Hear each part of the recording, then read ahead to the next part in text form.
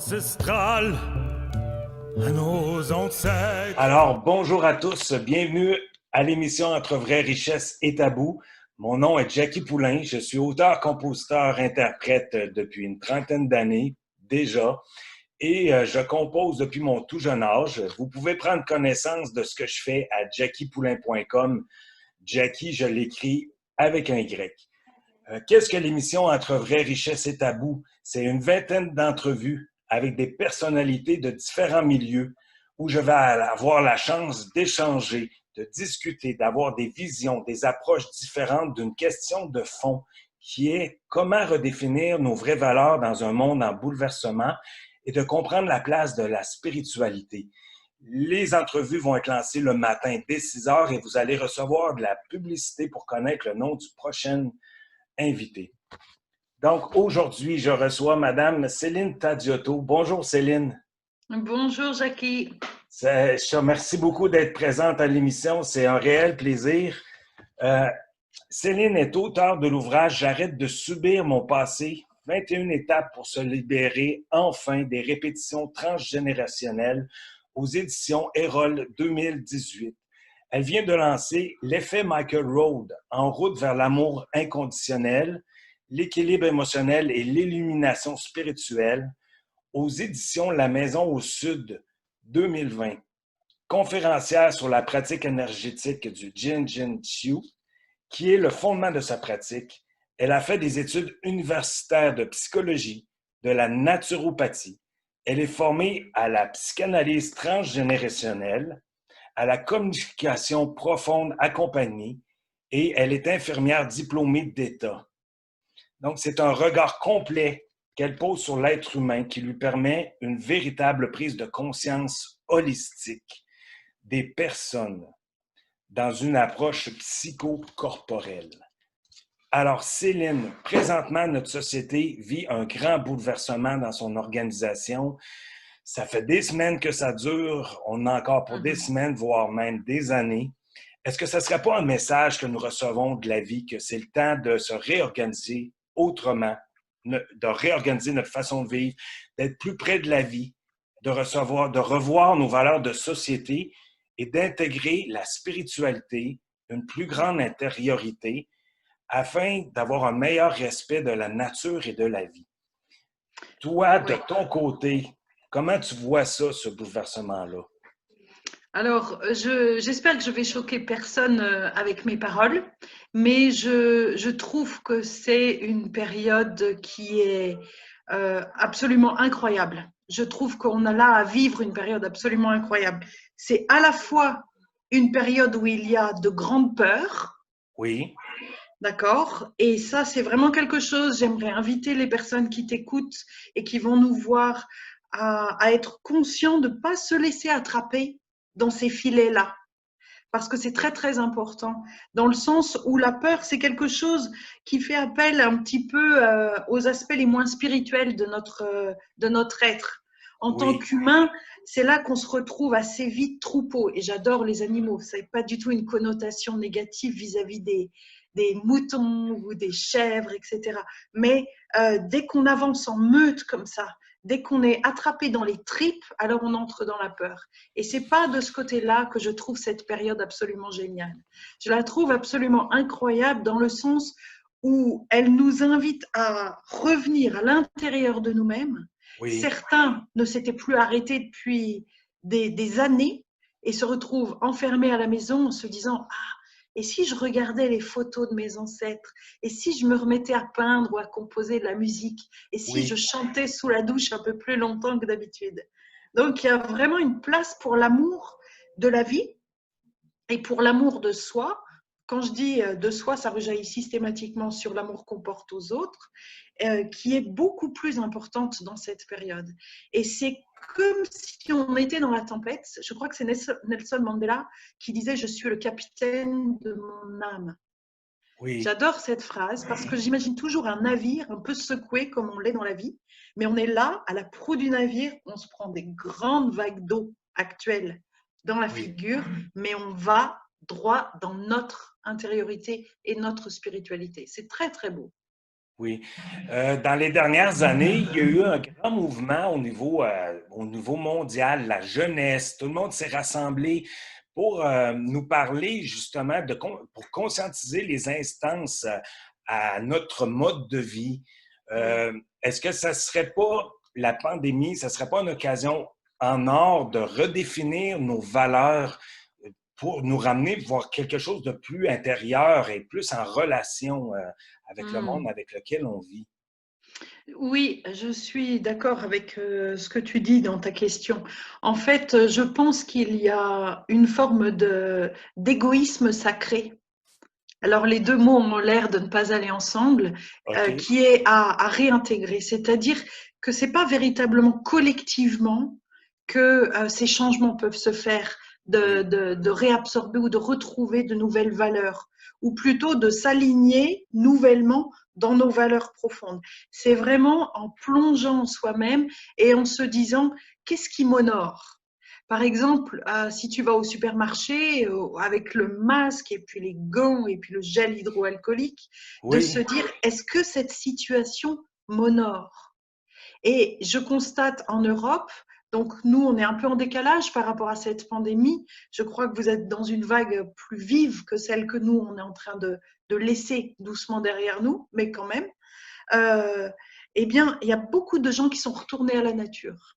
Beaucoup de oui, personnes ont décidé de changer de mode de vie, de changer de travail, de retourner à la campagne et d'essayer de retrouver aussi une connexion avec la vie et avec le vivant. Et pour moi, ça, c'est une spiritualité quotidienne. Il y a la spiritualité intérieure, mais quand je parle de spiritualité, c'est vraiment pas dogmatique. C'est vraiment oui. pas une spiritualité en lien avec quelque chose qu'on trouverait dans des gros livres universels. Oui, c'est quelque chose en union avec ce qui nous entoure, là. Absolument, c'est ça. Et la Oui, nature, c'est les premiers bras qui nous accueillent, en fait. oui. Mais il y a des peuples comme les Premières Nations, eux, dans leur passé, dans leur héritage culturel, sont très proches de la vie et de la nature. Est-ce que tu Absolument. penses que, oui, dans les dernières années, ils ont uni leurs voix pour justement nous parler d'être à l'écoute de cette nature-là, puis de la respecter? Est-ce que tu penses qu'eux ont un rôle particulier à jouer dans la prise de conscience actuelle? Alors, comme je ne suis pas sur le même continent que toi, on n'est pas tout Oui, à fait sous la même influence des Premières Nations. Mais oui, sans vouloir les vexer, je vais récupérer les paroles que tu viens de dire, les Premières Nations, et oui, les attribuer au continent européen. oui, D'accord? c'est une bonne idée, ça. Voilà, parce que moi, j'ai été formée par des représentants du mouvement celtique, et puis j'ai aussi rencontré des Maoris et d'autres peuples, et je suis formée à un art traditionnel japonais. Donc, mon approche des peuples premiers, elle est en fait planétaire. OK? Et effectivement, je pense que ce sont des voix qui sont à écouter, des sagesses qui sont à écouter. Cependant, je me positionne un tout petit poil différemment, c'est-à-dire que cette sagesse profonde, ce savoir archaïque et humain à l'intérieur de nous, divin aussi, sacré, on l'a tout autant que les peuples premiers. Oui. Comprends-tu ce que je veux dire? C'est que nous ne sommes pas séparés, en fait, les uns des autres. Non, nous sommes unis, puis on a C'est ça. autant, nous, les peuples occidentaux, on a autant un rôle à jouer dans la prise de conscience actuelle que les Premières Nations. Mais il y a un pont à faire entre les deux, là. Il y a comme une dualité entre la modernité et Oui, les legs ancestrales qui sont proches de la vie, de la nature, des choses spirituelles. Il y a comme un pont à faire, là. absolument. Je pense qu'une des choses qui fait que le pont tarde à se construire, c'est que l'homme a oublié qu'il était lui-même la nature. Et donc, de mettre la nature humaine à l'usine, de la mettre dans un fonctionnement productif uniquement, sans supporter que le chèvrefeuille de mon voisin prenne une forme un peu bizarre et puis que moi, en tant qu'autre arbre ou autre animal, j'agisse différemment, Euh, oui, si on ne tient pas compte des diversités des uns et des autres, alors on essaye de ressembler à des produits finis industriels en tant qu'humain. Ça ne peut pas fonctionner. C'est oui, très intéressant, la technologie. Il y a vraiment des choses magnifiques et il n'y a absolument rien qui soit construit en dehors de la nature. Même les microparticules, même le pétrole, tout ça vient de la nature. Mais de se réinscrire, nous, comme étant de la nature, comme étant la nature, comme n'étant pas coupés de nos frères arbres, pierres et animaux, oui. c'est ça le pont pour moi. C'est de reprendre conscience de ça. Oui, c'est vraiment profond ce que tu viens de dire, Céline. Comment on peut arriver à ça? Euh, Par quel chemin on peut passer? Il y a différentes approches qui sont faites. Toi, tu passes par l'interprétation du corps. Absolument, c'est ça. J'ai Oui, fondé une pratique qui s'appelle la lecture du corps, qui est, alors en physique quantique, on parle du champ informationnel autour de tout ce qui est vivant, d'accord? Donc la lecture du corps, il va s'agir de lire ce que tu es en train d'émaner, par exemple, toi, Jackie. Moi, je peux recevoir des informations et si on prenait le temps, je pourrais te les retransmettre. OK, C'est ça la j'espère que lecture c'est du corps. positif. Ça n'est que positif. On est Oui, absolument tous merveilleux. OK, C'est en tout cas pour notre plus grand potentiel que s'expriment nos corps. Mais quand tu dis comment y revenir, pour moi, c'est effectivement en revenant au corps, en revenant à ces habitacles magnifiques dans lesquels on passe notre vie. C'est notre vaisseau, en fait, oui, le corps. Donc, en revenant à l'amour de soi et à l'écoute de ce corps, c'est vraiment une façon de reprendre conscience du sacré que l'on est. oui, oui. Euh, dans cet ordre d'idées-là, ça nous ramène à la nature, à une communication avec elle. Est-ce que tu crois on reçoit des messages qu'on peut interpréter ou sentir de la nature ou est-ce que tu crois que c'est du hasard ou ça existe? Je pense que ça existe complètement. Oui, D'ailleurs, le dernier livre que j'ai écrit parle l'effet Michael Rhodes. Eh bien, oui, Michael Rhodes, c'est un homme qui dialogue avec la nature depuis qu'il est enfant. C'est pour cette raison que j'ai voulu écrire un livre sur cet homme. OK, Vois-tu? wow. Donc, je te conseille de le lire. Avec plaisir. Mais effectivement, on peut lire dans la nature énormément d'échanges, de messages, de dialogues avec nous. Mais peut-être là où je vais te surprendre, c'est que ce n'est pas du tout euh, des, des messages selon moi. Hein. D'accord, je parle que depuis moi. Des messages qui disent oh, je suis une terre malade, je vais pas bien, etc. Les humains me polluent. C'est un dialogue d'amour. En fait, elle nous donne généreusement sans arrêt. On est des petits enfants pénibles qui lui marchons sur les pieds, qui tirons sa jupe, etc. Et pourtant, elle nous donne des fruits. Elle essaye tant bien que mal de faire avec notre caractère un peu belliqueux. Oui, Mais on est cette nature également. C'est-à-dire que si on pollue dehors, on pollue dedans. Si je décide d'essayer de pratiquer l'amour inconditionnel, alors c'est plus facile en commençant par les pierres, les plantes et les animaux. Mais si je décide ça, en fait, j'améliore la nature dans le monde. Je oui, travaille en fait à équilibrer, à élever tout ça. oui. Tu nous dis dans ton livre, j'arrête de subir mon passé, de transmettre à ses descendants du positif et de l'amour. C'est ça. Ce que tu viens de parler, ça me fait penser à ce que tu dis là, dans ce livre-là. Oui, merci beaucoup d'apporter ça parce qu'il y a une notion importante qui a été un peu oubliée et que les peuples premiers, eux, n'ont pas oublié. Ce sont les ancêtres. Oui, C'est le rapport aux ancêtres. Et en fait, si on restaure notre rapport aux ancêtres, eh bien, on améliore notre rapport à nos descendants. Tu vois? En oui, fait, j'ai un frisson, là. on se réinscrit en fait dans notre arbre. C'est-à-dire que dans nos sociétés à nous, que ce soit la tienne sur ton grand continent là-bas très loin et puis la mienne sur nos grands continents là-bas très loin, eh bien nos sociétés, en fait, on est des sociétés de prise de tête. On n'arrête pas, on réfléchit beaucoup, on se fâche les uns avec les autres et surtout, ça c'est le titre de ton émission, on a installé des tabous qui sont terribles. Oui, C'est-à-dire des tabous sur la sexualité, des tabous sur la mort, etc. Et tout ça, eh bien, ça rend nos arbres malades. Alors, quand je parle de nos arbres, je parle de nos arbres généalogiques, oui, mais ça rend tout est un, donc ça rend aussi l'extérieur malade.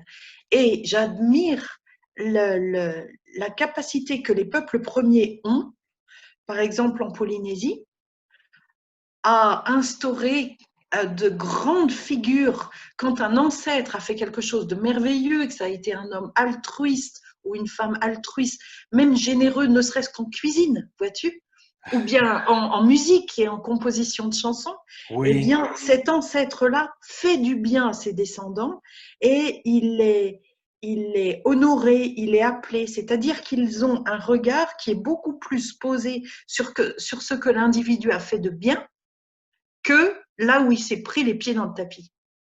oui, absolument. C'est des legs importants. On tire des leçons aussi de ce qui arrive de négatif, mais c'est en retour vers le positif. Absolument.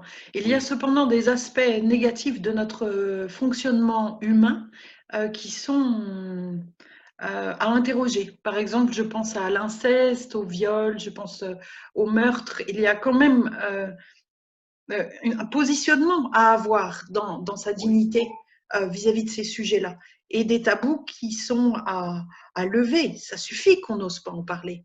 oui, Je, absolument. voilà, il faut assainir. Oui. Mais aussi, ça passe beaucoup par l'individu. Ça ressort beaucoup, ça.